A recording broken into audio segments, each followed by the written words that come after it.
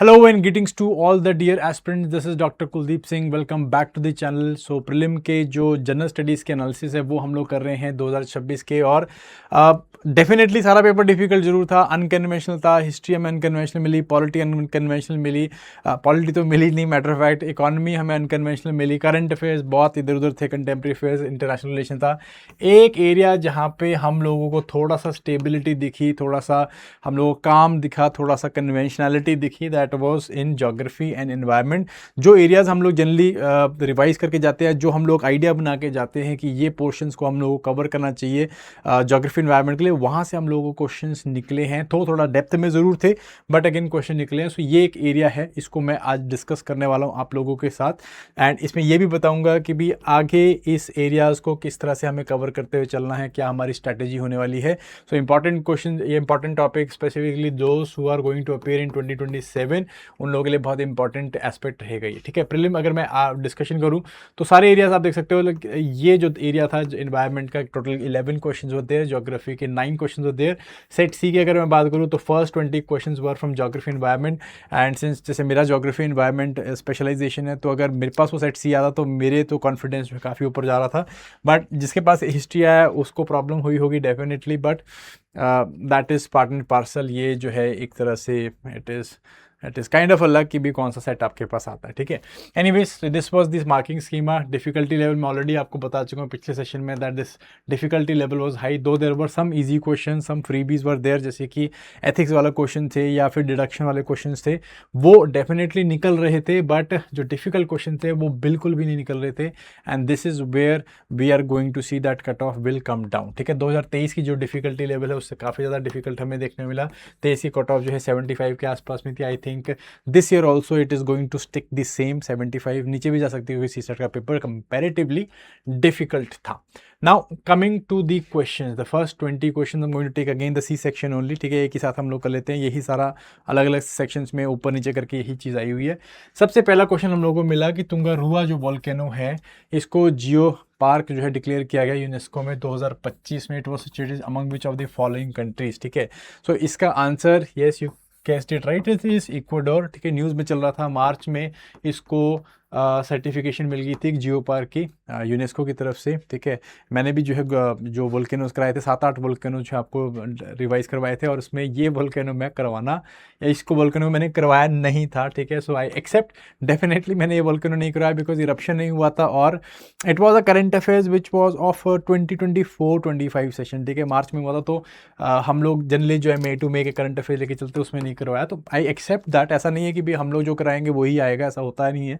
UPSC बिल्कुल ऐसे होने नहीं देता है, ठीक है। अनप्रिडिक्टेबिलिटी है, but this volcano was definitely news. एक चीज़ ठीक थी कि भाई वोल्केनो आएंगे न्यूज़ में, तो वोल्केनो आ गए, बट हमने किया था, हमने कौन सा किया था, हमने कोलंबिया का प्यूरेस वोल्केनो बताया था मैंने आपको, इरप्शन हुआ था रिसेंटली इसका।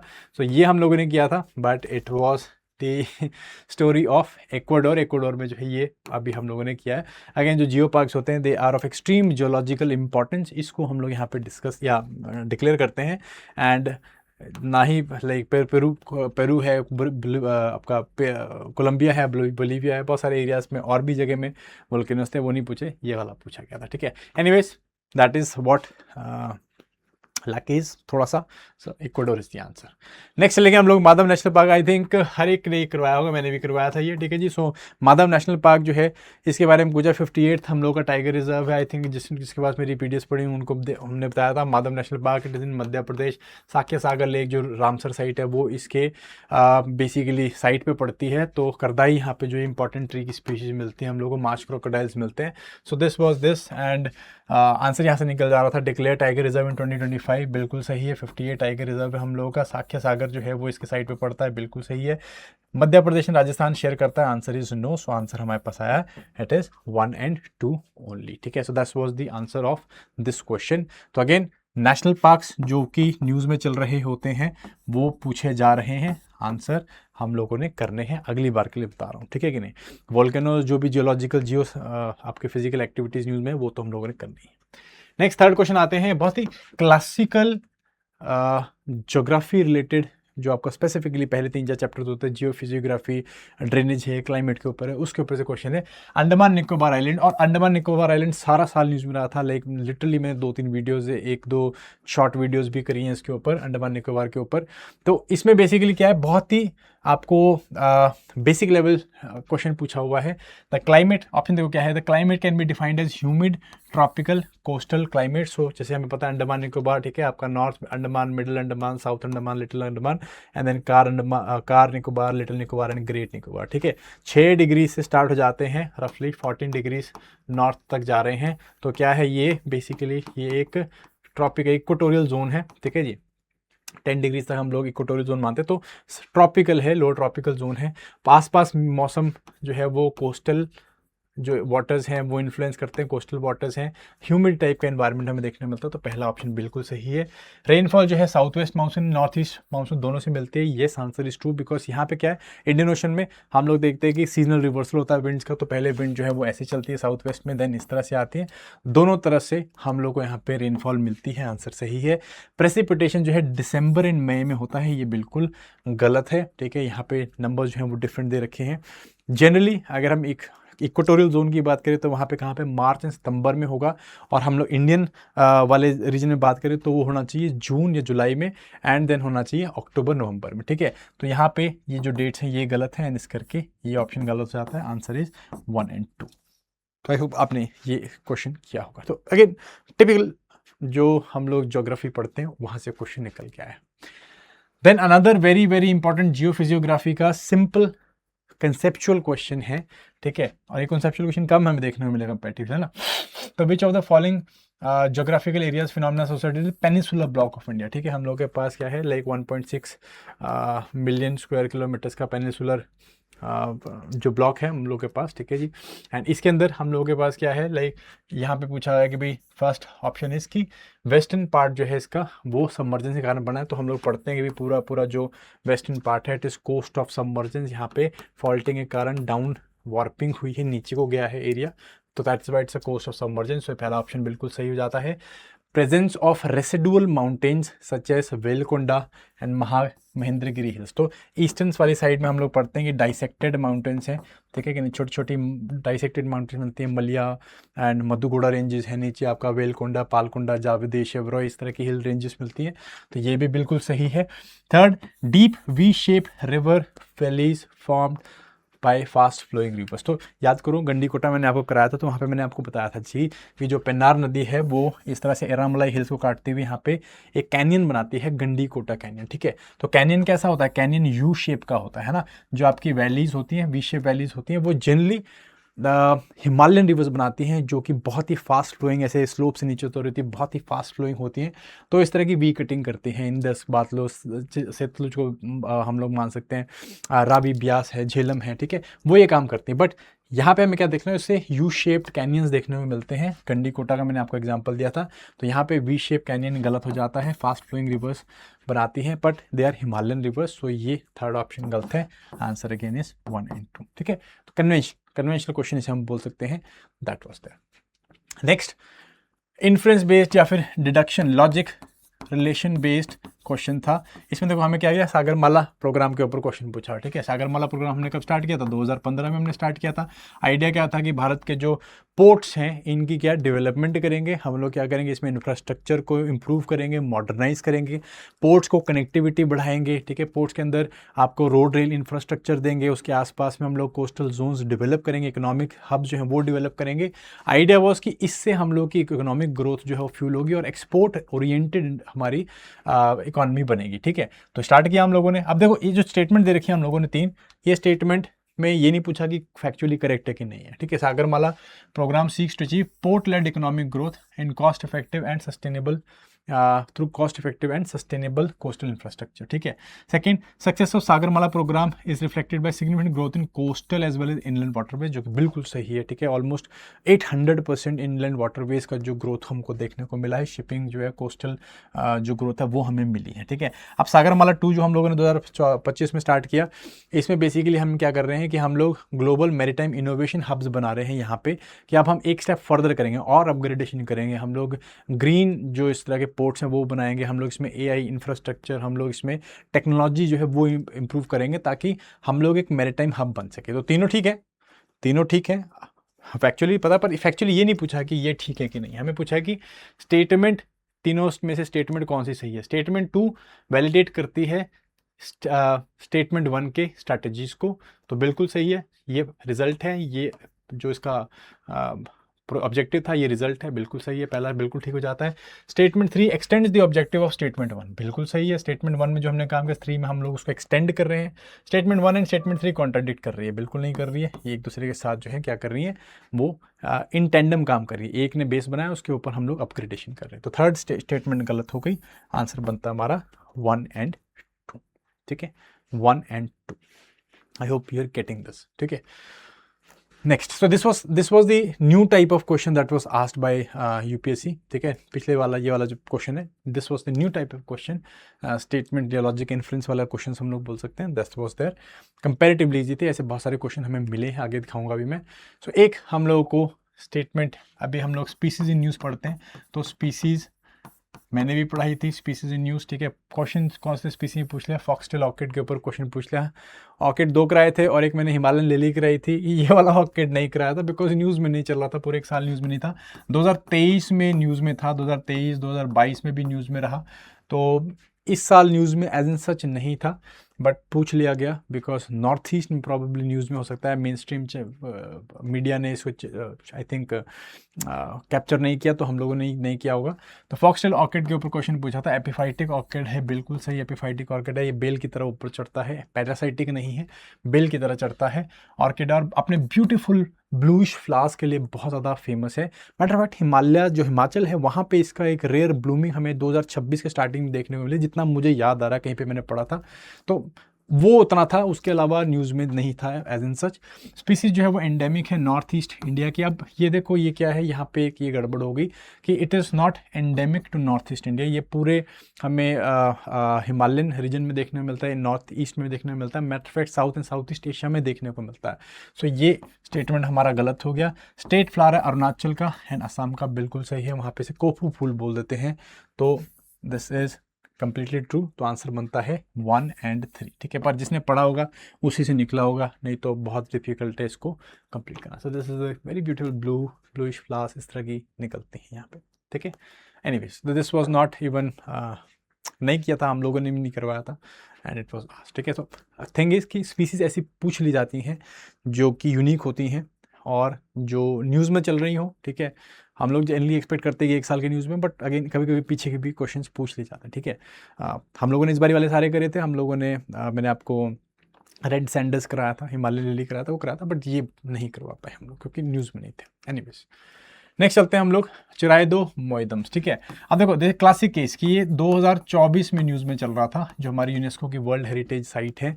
अभी हम लोगों ने रिसेंटली 44 जो साइट है वो ऐड करी है। This 44 site was the Maratha military infrastructure ना, मराठा मिलिट्री लैंडस्केप्स है ना, ये हम लोगों ने ऐड करे हैं। तो चिराए दो मोइदम जो है वो 43rd थी, हमने पिछले साल करी थी। Matter of fact Modi ji ने भी इसका एक वीडियो बनाया था, बहुत वायरल हुआ था, हम लोगों ने भी बनाए थे चिराए दो मोइदम्स। बेसिकली ये चीज़ क्या है, ये एक तरह से मूंड बरियल सिस्टम है जो कि अहोम डायनेस्टी यूज़ करती थी, और इसके अंदर जो है वो अपने नोबल्स या एरिस्टोक्रेट्स या अपने जो भी लव्ड वंस हैं एंड इंपॉर्टेंट वंस हैं उनको बरी किया जाता था। तो they are actually burial grounds for royals and nobles of Ahom dynasty. So third was the answer and third only, ठीक है कि नहीं। No battle drills were there were no operation sector, they are not army fortresses, ठीक है। सो I think ये already कराया था हम लोगों ने, जब हम लोगों ने अभी यूनेस्को की वर्ल्ड हेरिटेज साइट से सारी की सारी रिवाइज करवाई थी, तो ये हमने करवाई थी। आई थिंक दीक्षा मैम ने करवाया था एंड हम लोगों ने भी इसके ऊपर वीडियोस बनाई थी, तो दिस वाज देयर, है ना। चलिए देन एक क्वेश्चन हम लोग पूछ लिया। अब डेफिनेटली क्वेश्चन न्यूज़ में ज़रूर था, बट इतने लेवल में हम लोग इसको याद नहीं करते हैं, it is very very difficult. United nation की ओशन कॉन्फ्रेंस हुई थी अभी जून में 2025 में, ठीक है, फ्रांस में। वहाँ पे फूड एग्रीकल्चर ऑर्गेनाइजेशन है, उसने जो है एक लाइक यहाँ पे मरीन एंड ओशन इश्यूज़ के ऊपर इम्पॉर्टेंट स्टांस लिया था, और वहाँ पे हम लोगों ने इसका जो आप कह सकते हो एक एम लिया था, 4 एम लिए थे या 4 बेटर्स का एम लिया था, वो एम पूछ लिया कि कौन सा। बहुत ही ट्रिकी बनाया था इसको कि better production, better nutrition, better environment, better ocean, ठीक है। सो कौन सा था इसमें, ये पूछ लिया था। अब था बेसिकली इसका answer B, better production, better nutrition, better environment and better life था, ठीक है। बट एक शब्द है देखो, सिर्फ better ocean, better life, better उसके बाद ऊपर कोरल रीफ्स हैं, एस्टुअरीज हैं, ठीक है। सो ऐसा भी नहीं, मतलब इट इज़ वेरी डिफ़िकल्ट कि हम लोग हर एक का जो इम्पॉर्टेंट ऑर्गेनाइजेशन जो न्यूज़ में चल रही थी उसके एम्स को याद रख सकें, ठीक है। सो this was asked difficult question, I don't think mostly लोगों ने कर पाए होंगे, अगर कर पाए होंगे तो बहुत ही बढ़िया, ठीक है। देन लेक तुर्काना, अगेन इसको हम लोगों ने, जब मैंने लेक्स वाले सेशन लिया था उसके अंदर करवाया था हमने, तो आई होप ये आप लोगों ने ठीक किया होगा। It is the largest desert lake of the world, this is absolutely true, ठीक है। Situated in southern Sudan and eastern fringe of Sahara desert, answer is no. ये आपको सहारा में नहीं, नुबियन में मिलता है, it is between Kenya and Tanzania. So ये दो ऑप्शन, दूसरा ऑप्शन गलत हो गया, दूसरा ऑप्शन गलत है। And it is also called as jade lake because of its referencing clear ऐसे ग्रीन वाटर से करके यूनेस्को की वर्ल्ड हेरिटेज साइट भी है, ठीक है कि नहीं। सो आंसर आपका आ जाता है B 1 and 3। So this was already done by us, है ना। तो that was that. Then another very difficult question to answer, very difficult question. Which among the following is the first Vivo certified plan on REED plus, ठीक है। REED is reducing emissions from deforestation and forest degradation, REED plus, ठीक है। 2011-12 के ये programmes हैं, read and read plus. हम लोगों ने 2008 में रीड लेके आए थे, देन रीड प्लस से जो है 11 में आया था।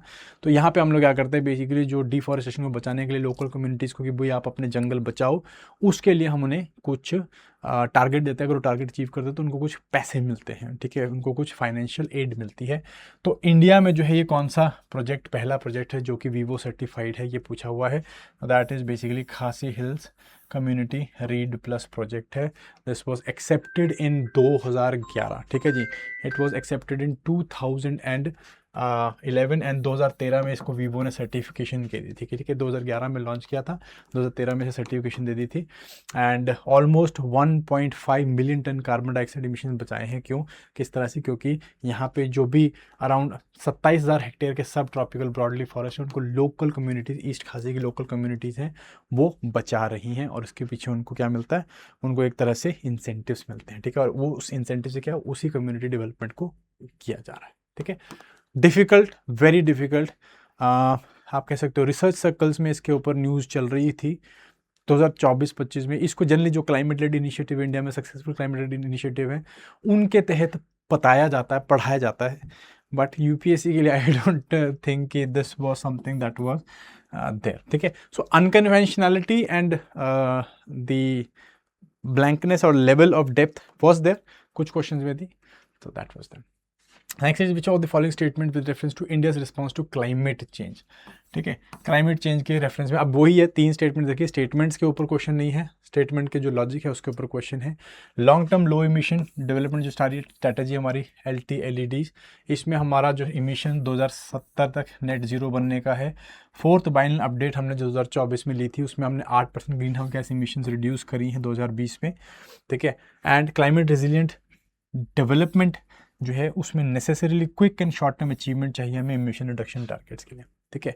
अब 3 चीज़ें हैं, 3 स्टेटमेंट्स हैं, तीनों स्टेटमेंट्स का लॉजिक पूछा हुआ है कि रिलेशन क्या है। Statement 1 empirically supported by statement 2, तो बिल्कुल सही। स्टेटमेंट 1 में लिखा है जो हमने कि लॉन्ग टर्म हमें रिडक्शन करनी है, स्टेटमेंट 2 में दिख रहा है होता हुआ, तो ये बिल्कुल सही है। Statement 3 contradicts the approach in statement 1, बिल्कुल सही है। Statement 3 quick and short term achievement की बात कर रहा है, ये लॉन्ग टर्म स्ट्रैटेजी की बात कर रहा है, तो सेकंड स्टेटमेंट भी बिल्कुल सही है। थर्ड स्टेटमेंट 1 एंड स्टेटमेंट 3 जो है वो लॉन्ग टर्म सस्टेनेबिलिटी को प्रेमाइस बनाती है, आंसर इज नो, क्योंकि ये शॉर्ट टर्म की बात कर रही है, लॉन्ग टर्म की बात कर रही है, तो पहली 2 स्टेटमेंट जो है वो सही हो जाती हैं, ठीक है कि नहीं। इसमें मैंने एक लॉजिक भी दिया था, जनरली अगर आपके ऑप्शंस में या अपने स्टेटमेंट्स में 2 स्टेटमेंट एक दूसरे को कॉन्ट्राडिक्ट कर रही हैं, तो जनरली जो लेटर स्टेटमेंट होती है वो ख़राब होती है या गलत होती है, तो यहाँ पे लॉजिक भी लग रहा है, ठीक है। ऐसे बहुत सारे लॉजिक लगे हैं।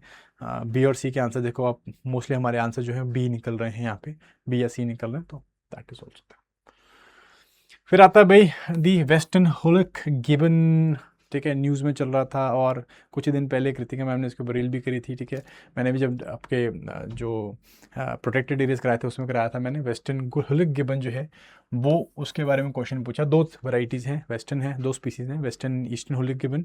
जो नॉर्थ ईस्ट में सेंचुरी है हम लोग के पास, नॉर्थ ईस्ट इंडिया में इसकी हुलिक गिबन सेंचुरी है, this is called as the Hollongapar gibbon sanctuary, Assam में है, one of the homes like important home for the western hoolock gibbon. ये IUCN में इंडेंजर्ड कैटेगरी में आता है, जो ईस्टर्न वाला है वो वल्नरेबल कैटेगरी में आता है, ठीक है।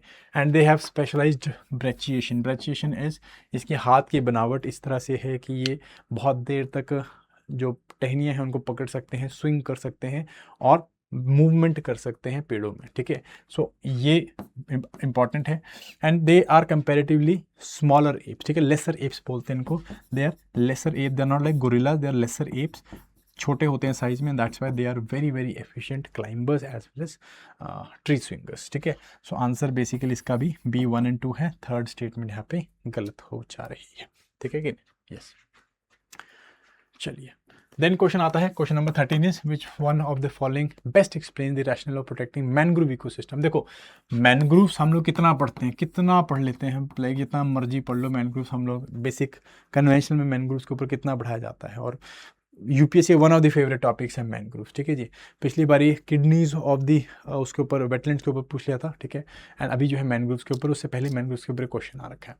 तो मैनग्रोव्स ऑप्शन क्या है, मैनग्रोव्स रिड्यूस टाइडल एनर्जी, है ना, रिड्यूस टाइडल एनर्जी मीन्स जो टाइड्स की फोर्स है उसको कम करती है, and store fresh water making them ideal for paddy cultivation. Wrong, fresh water नहीं है, किसी तरह से फ्रेश वाटर से लिंक नहीं है, इट इज़ ब्रैकिश और सलाइन वाटर, है ना, क्योंकि कोस्टल एरियाज में मिलता है, कोस्टल एरियाज में मिलते हैं। ये वेजिटेशन हेलोफाइटिक वेजिटेशन होती है, मीन सॉल्ट टॉलरेंट होती है, और ये क्या करती है, ये आपको जो टाइडल एनर्जी को रोकती है, एज वेल एज टाइड्स जो एक ग्राउंड वाटर रिचार्ज की तरह काम करती है, इसके अलावा नहीं, ठीक है। Second statement, they are salt sensitive root, salt sensitive नहीं है, सॉल्ट टॉलरेंट है, ठीक है, हेलोफाइटिका सॉल्ट टॉलरेंट, तो ये भी ऑप्शन गलत हो गया हमारा।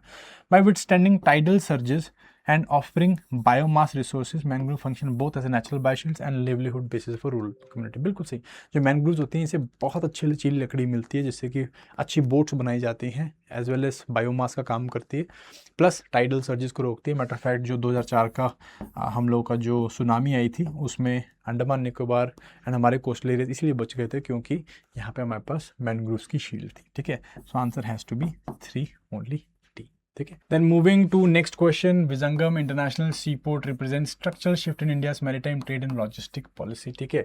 सो विजंगम जो इंटरनेशनल सी पोर्ट है, it is right there near Thiruvananthapuram, it is in Kerala, and यहाँ पे जो है हम लोग क्या बना रहे हैं, एक it is our first greenfield transshipment जो पोर्ट है ये होने वाला है, और इसके अंदर हम लोग क्या है, like it is naturally deep, and यहाँ पे हम लोग जो मेगा वेसल्स हैं उनको होल्ड कर पाएंगे। करंटली क्या है, इंडिया के पास इस तरह के मेगा वेसल होल्ड करने की कैपेसिटी नहीं है, तो क्या होता है कि हम लोगों को श्रीलंका या ऐसी जगहों में, श्रीलंका जैसे कोलंबो में हम लोग क्या करते हैं, हमारे जो बड़े वेसल्स हैं वो यहाँ पे खड़े होते हैं, देन उसके बाद छोटे वेसल्स में हम लोगों को सामान यहाँ लाना पड़ता है। तो इस चीज़ को हम लोगों ने टैकल करने के लिए विजंगम इंटरनेशनल जो सी पोर्ट है इसको डेवलप किया। एंड आइडिया बेसिकली क्या है इसका, कि हम लोग अपने आप को एक ट्रांसशिपमेंट हब बना सकें और हम लोग मैरीटाइम अमृतकाल लेके आ सकें। That is what we basically trying to achieve, ठीक है। ऑप्शन पढ़ो, by functioning exclusively at domestic cargo hub it reduce reliance on coastal shipping and इनमें नीड फॉर फॉरेन कोलैबोरेशंस। बिल्कुल गलत, हम लोग इंटरनेशनल काम कर रहे हैं, ट्रांसशिपमेंट हब बनाना है हम लोगों को। तो by focusing primarily on passenger cruise tourism heritage shipping increasing Kerala's profile as maritime heritage destination, ये भी सेकेंडरी इसका ऑप्शन हो सकता है, बट प्राइमरली इसका ये काम नहीं है। Leveraging its international deep draft and structure strategic location to reduce dependence on foreign transshipment ports, enhance revenue tension and reposition India as a regional maritime trade. So third वाला option जो है बिल्कुल सही है, आंसर थर्ड आ रहा है यहाँ पे, ठीक है कि नहीं। So this was the port again 2024 में this was in news. Then question very very important question, ठीक है। हम लोगों ने अभी रिसेंटली इंडस वाली मैंने वीडियो करी थी तो उस पर ये मैंने बताया भी था। रिवर हमें आइडेंटिफाई करनी बेस्ड ऑन द इन्फॉर्मेशन, ठीक है। टिपिकल रिवर्स के ऊपर क्वेश्चन आते ही आता है, हर साल क्वेश्चन आ रहा है, तो इस साल भी क्वेश्चन हम लोग को मिला, ठीक है। It has an antecedent drainage system, ठीक है। एंटीसीडेंट ड्रेनेज सिस्टम क्या होता है कि जो लोकल टोपोग्राफी उसके बनने से पहले वो नदी उसी बेसिन में बह रही है, ठीक है। सो मोस्ट ऑफ जो आपकी हिमालयन रिवर्स देर एंटीसीडेंट रिवर्स, जैसे कि ब्रह्मपुत्र हो गई आपकी, इंदस, सतलुज, ये सारी एंटीसीडेंट रिवर्स हैं। तीसरा एंटीसीडेंट नहीं है, ठीक है, तो ऑप्शन यहाँ पे एलिमिनेट हो जाता है। Second, it flows through 3 countries, तो तीसरा यहाँ पे सिर्फ 2 ही से, वहाँ पे सिक्किम से निकल रही है, देन इवेंचुअली बांग्लादेश में चल जाती है, तो 2 ही कंट्रीज है, यहाँ पे एलिमिनेट हो गई है, ठीक है। बाकी तीनों 3 कंट्रीज से फ्लो कर रही हैं। Originates in Tibetan plateau, important river for irrigation, तीनों इंपॉर्टेंट है इरिगेशन के लिए। Does not form, this is the important part, does not form distributaries, ठीक है। कोई भी नदी है जब अपने कोस्ट पे जाएगी, तट पे जाएगी, तो क्या करेगी, वो डिस्ट्रीब्यूटरीज बनाएगी और डेल्टा बनाएगी, है ना। तो यहाँ पे देखो ब्रह्मपुत्र है, डेल्टा बनाती है किसके साथ, गंगा के साथ मिलकर दुनिया का सबसे बड़ा डेल्टा बनाती है, ये डिस्ट्रीब्यूटरी बना रही है, तो ये ऑप्शन गलत हो गया। इंदस डेल्टा बनाती है, कराची मैंने बताया था आपको, ये भी गलत हो गया।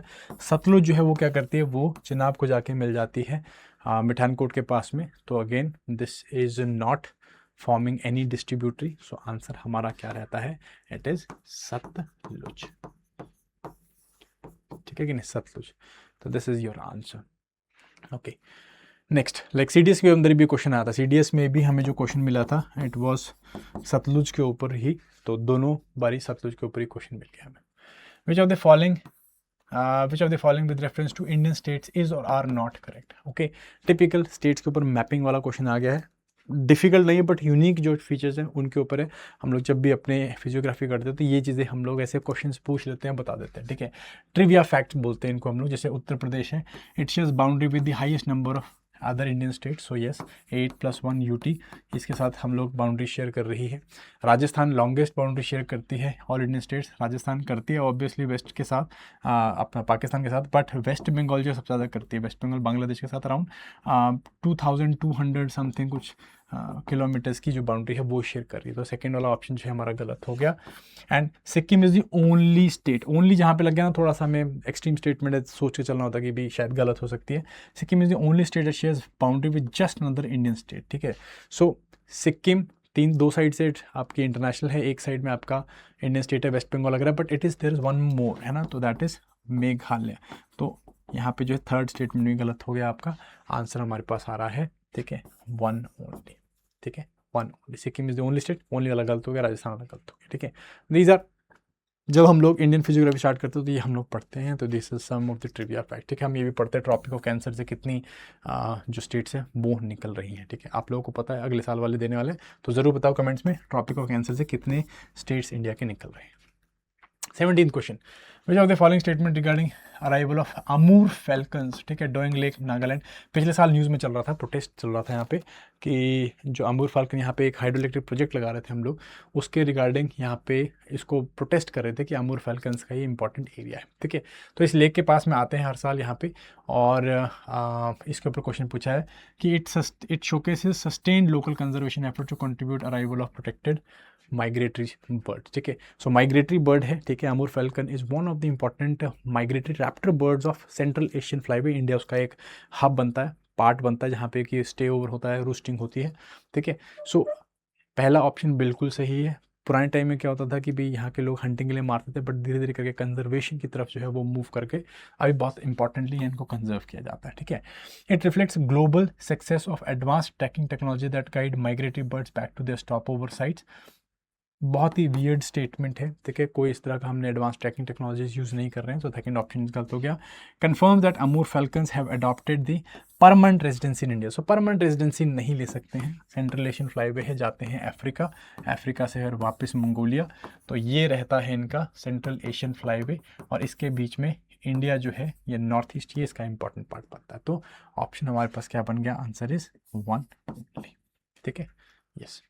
18 क्वेश्चन के ऊपर आते हैं, national mission on sustainable agriculture, ठीक है, one of the missions on national action plan on climate change, इसके ऊपर 2008 से हम लोग काम कर रहे हैं, और हमने रिसेंट इसमें rain fade area development initiative जो है वो स्टार्ट कर रखा था। रेन फेड एरिया डेवलपमेंट से नाम भी समझो, रेन फेड एरिया डेवलपमेंट, कि हम रेन फेड वाले एरियाज़ को डेवलप करेंगे, क्या वहाँ पे हम लोग वाटर इंटेंसिव क्रॉपिंग लगाएंगे? नहीं। वो हमारा आइडिया बेसिकली क्या होगा? आइडिया बेसिकली होगा हमें वहाँ पे क्रॉप्स को डाइवर्सिफाई करना है, जो फार्मर्स हैं उनको प्रोटेक्ट करना है, उनके क्रॉपिंग को प्रोटेक्ट करके रखना है, और उनको एक तरह से एक सर्कुलर इकॉनमी, सर्कुलर सिस्टम्स में एग्रीकल्चर कराना है। इंटीग्रेटेड एग्रीकल्चर के ऊपर हम लोग यहाँ पे काम करते हैं। तो दिस इज बेसिकली हमारा इंटीग्रेटेड फार्मिंग सिस्टम्स हम लोग बनाने की कोशिश करते हैं। तो ऑप्शन पढ़ो, इनकरेज मोनोकल्चर इन रेनफेड एरियाज? नो, मोनोकल्चर हम कर ही नहीं सकते हैं, ठीक है कि नहीं। Rice cultivation? नो, ठीक है नहीं। Then enhancing productivity and minimising climate risk through integrated farming system? Third वाला ऑप्शन इज सही, सो आंसर इज 3, ठीक है। राइस कल्टीवेशन इरिगेटेड रीजन्स, ये हम लोग नहीं कर सकते। रेनफेड एरिया है, इनिशिएटिव है, तो वहाँ पे हम लोग इरिगेशन प्रोवाइड ज़्यादा नहीं कर रहे हैं, ठीक है। That is what we are doing. So this is 18th question of yours, ठीक है। नेक्स्ट मूव करते हैं फटाफट से 19th क्वेश्चन की तरफ। Okay, take certification of Eri silk, ठीक है। अब हमारा देश जो है वो ओनली देश है जो कि 5 टाइप का सिल्क बनाता है, muga, eri, tasar, oak tasar and I think so mulberry silk है, तसार, ओक तसार, एरी एंड मुगा, है ना। सो 5 टाइप के हमारे पास सिल्क की प्रोडक्शन हो रखी है, ठीक है। अब इसमें ओके टेक सर्टिफिकेशन क्या होती है? ये सर्टिफिकेशन अभी हम लोग जो मिनिस्ट्री ऑफ कॉमर्स है एंड टेक्सटाइल्स है वो बेसिकली काम कर रही है। इस तरह के स्टैंडर्ड्स को इंट्रोड्यूस किया है, स्टैंडर्ड 100 बाय ओके टेक्स। ये क्या करती है? ये टेक्सटाइल्स को लेबल देती है, जिस को ये लेबल मिल जाएगा ओके टेक्स का, तो इसका मतलब क्या है कि उनकी प्रोडक्ट जो है सेफ़ एंड सस्टेनेबल है, ठीक है। दैट मीन्स उन्हें जो भी टॉक्सिक केमिकल्स हैं वो इसके अंदर यूज़ नहीं किए हैं और ये ह्यूमन हेल्थ के लिए सेफ़ है, ठीक है। अब एरे सिल्क क्या है? It is one of the 5 silk varieties, जैसे मैंने आपको बताया। It is a silk variety which is comparatively non violent, अहिंसा सिल्क, ठीक है। जनरली जब सिल्क फॉर्म होता है उसको जब सिल्क बनाने के लिए उबाल दिया जाता है कोकून में तो वो मर जाता है, बट यहाँ पे जो कोकून में आपका वॉर्म होता है उसको उड़ने दिया जाता है, ठीक है जी, उसको कोकून को छोड़ना दिया जाता है, तब कोकून को उबाला जाता है। तो यहाँ पे बेसिकली एरे सिल्क जो है it is kind of a sustainable and non violent silk आप बोल सकते हैं, ठीक है। नॉर्थ ईस्ट में मिलता है। एनीवेज, क्वेश्चन क्या पूछा? It allows Indian exporters to compete in high end markets that prioritise chemical free products. Yes, European union बहुत बड़ी मार्केट है, यहाँ पे हम लोग जाएंगे ना इसमें। It confirms that Array Silk meets international safety, environmental quality standards, enabling entry to premium eco-conscious markets. ठीक है, बिल्कुल सही है। आंसर इज बोथ 1 and 2, ठीक है। ये क्वेश्चन था, न्यूज़ में चल रहा था 2025 के स्टार्टिंग में, that's why this was there. Last easy question from map, हर एक ने ये पढ़ा होगा, कन्फ्लिक्ट इन न्यूज़, और हर एक मैटर फैक्ट जो यूपीएससी तैयारी नहीं भी कर रहा उसने भी पढ़ा है। क्यों पढ़ा? क्योंकि हॉर्मोज जो है वो सबके नाक में दम करके बैठा है, ठीक है जी। सो स्ट्रेट ऑफ हॉर्मोज कहाँ से, अगर कौन सी स्टेट, कोई स्टेट्स है तो स्टेट ऑफ हॉर्मोज से कौन सी इनमें से जो कंट्रीज है उनकी शिप्स निकलेंगी? बहरीन, सीरिया, कतर, इजिप्ट, ठीक है। So Egypt and Syria they will go to Mediterranean, because Syria Mediterranean में लगता है, इजिप्ट मेडिटेरेनियन में लगता है, and then they will move towards आपका जो रेड सी है उस वाले कॉरिडोर से जाएंगे, तो वहाँ पे बबल मंदेब से जाएंगे, यहाँ से नहीं जाएंगे। On the other hand Bahrain and जो कतर है, Bahrain Qatar, so these are, Qatar जो है this is the peninsula, Bahrain this is the island, so they are directly on Persian Gulf, they have no outlet, they will have to go from state of Hormuz, ठीक है। तो हमने already किया हुआ, तो answer is 1 and 3। So these were the questions from geography and environment. And की takeaways मैं आपको साथ में बता ही रहा था, फिर से बताता हूँ। कंसेप्चुअलिटी काफ़ी अच्छी है, जो आपने कंसेप्चुअल लेवल में ज्योग्राफी पढ़ी है उसे अच्छे से पढ़ना है। Current affairs not only for 1 year, at least 2 से 3 साल के करंट अफेयर्स को हमें रिलाई करना पड़ेगा, उसमें से इंपॉर्टेंट एरियाज़ को देखना है। डिडक्शन यहाँ पे लग रही है, लॉजिक यहाँ पे लग रहा है, तो ये चीज़ ज्योग्राफी एनवायरनमेंट देखिए, this was the greener area for this year through out. जो भी पूरा हम केओस देख रहे थे उसमें एक काम area was this geography and environment. And preparation थोड़ी सी डीप हमें यहाँ पे करनी पड़ेगी। जो स्टैंडर्ड बुक्स हैं, अच्छी कंसेप्चुअल बुक्स हैं, उनको हम लोग को पढ़ना पड़ेगा। मैप बेस्ड वर्क है वो भी हमें करना है, ठीक है। एंड कहीं ना कहीं इन्वायरमेंट में जो हम लोग कॉलम से जो हम लोग जो एरियाज़ लेके चलते हैं, जैसे species in news, national parks in news, वो हमें पढ़ने पड़ेंगे, बट उनका दायरा हमें थोड़ा बढ़ाना पड़ेगा। 1 साल से थोड़ा 1.5-2 साल के ऊपर हमें जाना पड़ेगा। That is what I have for geography environment. Geography के 2 और क्वेश्चन जो है वो हिस्ट्री में भी हमें पूछे गए थे। पहली चीज़ वो आपका डॉल्फिन्स का एक ऑप्शन था कि भी सतलुज, सॉरी आपका दैट ये ऊपर वाला river system, Indus river system और गंगा रिवर सिस्टम एक ही था पहले, क्योंकि यहाँ के जो डॉल्फिन्स हैं उनका जेनेटिकल जो मटेरियल है वो काफ़ी सिमिलर है, तो एक ऑप्शन था। और ऑब्वियसली जो इंदस की ट्रिब्यूटरी थी उनका आयुर्वेदिक नेम जो हमें पूछ लिया था, मैंने ऑलरेडी कवर करवाया. So this were some questions from geography environment. So I'm going to end this session. I hope you liked it and you got the insight out of it. मिलेंगे next time. Bye bye. Jai Hind. All the best.